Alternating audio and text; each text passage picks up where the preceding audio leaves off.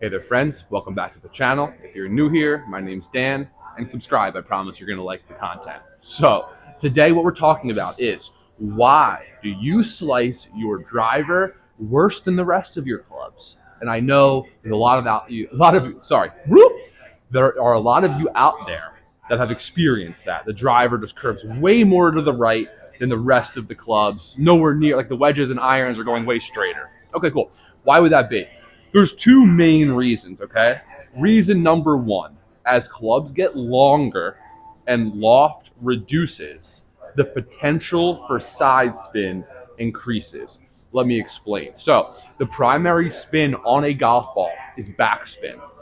The more loft there is on the club, the higher the potential for backspin. The more backspin there is, the less side spin there can be, right? So if your face to path is wide open or really closed, it's just not going to slice and hook as much when there's more backspin on it. That's number one. So more loft means more backspin and less side spin. And your driver has the least amount of loft, so it has the highest potential for side spin. Also, as shafts get longer, clubs swing faster on their own without you trying any harder.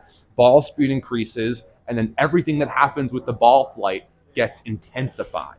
So not only does it have a higher potential for side spin, anything that's happening faster is going to be more intense. Okay, so that's the first reason. Just the club that you're holding in your hands has a lot to do with it. Now, here's the other reason. I'm a right-handed golfer, so my right hand and arm reaches out further than my left-handed arm. But for the lefties out there, we're just going to use lead side versus trail side. So my trail side has to reach further onto my club than my lead side. And what I hope you can see there is that opens the shoulders. I think that's probably going to open the shoulders about 5 to 10 degrees. And you have to reach out further. There's no avoiding that. The more open my shoulder line is, the more likely I'm to swing outside in, and the greater chance I might slice it or pull it if I can find a way to close the face or square it.